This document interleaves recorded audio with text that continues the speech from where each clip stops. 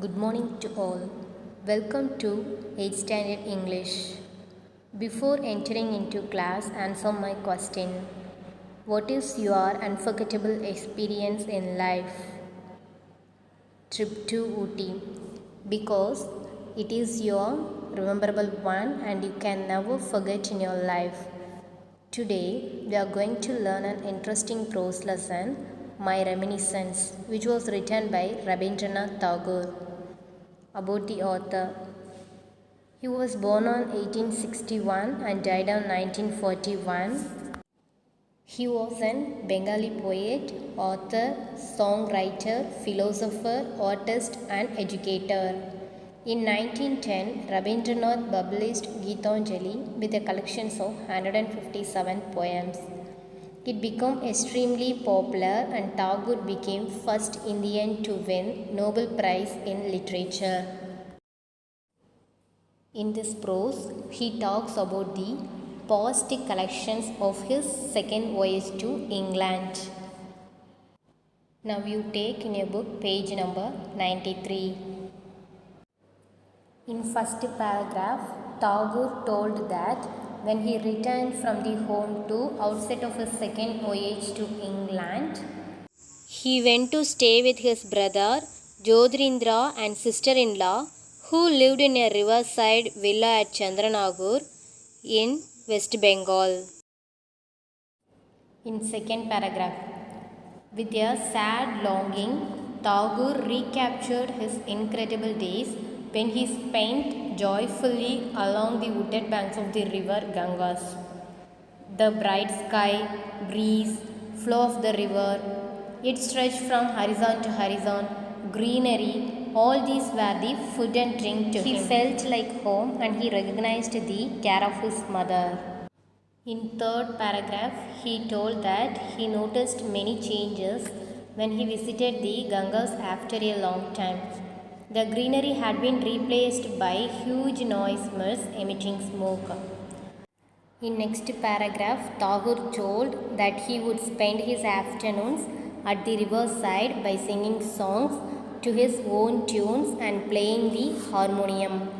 Sometimes he sailed in the boat by singing songs and his brother would accompany him by playing the violin till the evening. Next, you turn page number 94. Then we would row back to the landing steps of the villa and seat ourselves on a quilt spread on the terrace facing the river. By then, a silvery peace rested on both land and water. Hardly any boats were about. The fringe of trees on the bank was reduced to a deep shadow, and the moonlight glimmered over the smooth flowing stream.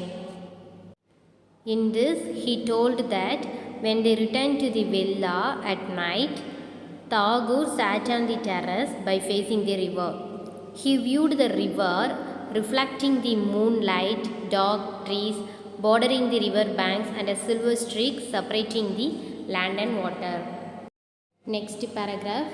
The villa we were living in was known as Moran's Garden. A flight of stone-flagged steps led up from the water to a long, broad veranda which formed part of the house. The rooms were not regularly arranged, nor along the same level, and some had to be reached by short flights of stairs. The big sitting room overlooking the landing steps had stained glass windows with colored pictures. In this, he described his villa, Moran's Garden. It had stone stairs leading to a broad veranda. The rooms were not on the same level and not regularly arranged. The big sitting room facing the landing steps had stained glass windows with colored pictures. Next paragraph, he told that one picture had a swing hanging from a dense branch with a couple on it, and afterwards, when the light fell on the glass pictures, it made the scene alive. Last paragraph. The topmost room of the house was in a round tower with windows opening to every side. This I used as my room for writing poetry. Nothing could be seen from thence save the tops of the surrounding trees and the open sky. I was then busy with the evening songs, and of this room I wrote. There, where in the breast of limitless space clouds are led to sleep, I have built my house for thee, O poesy.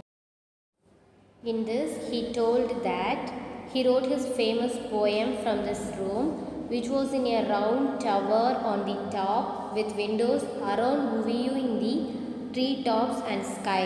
This was about the past memories of Rabindranath Tagore. Now, let we recapitulate what we have learned.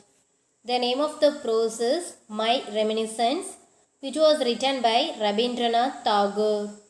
When Tagore returned home from the outset of his second voyage to England, he went to stay with his brother Jodhindra and sister-in-law who lived in a riverside villa at Chandranagar in West Bengal.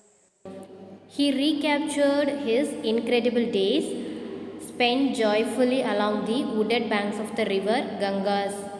He noticed many changes when he visited the Ganges after a long time. The greenery had been replaced by huge noise mills emitting smoke. He spent his afternoon at the riverside by singing songs to his own tunes and playing the harmonium. At night, he sat on a terrace by facing the river. He described his villa as a Moran's garden. The rooms were not on the same level and not regularly arranged. When the light fell on the glass pictures, it made the scene alive.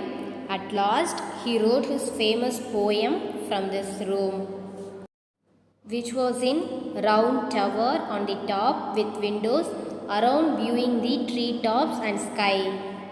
Now you tell me, where was Jodhindra's villa? Jodhindra's villa was at Chandranagar.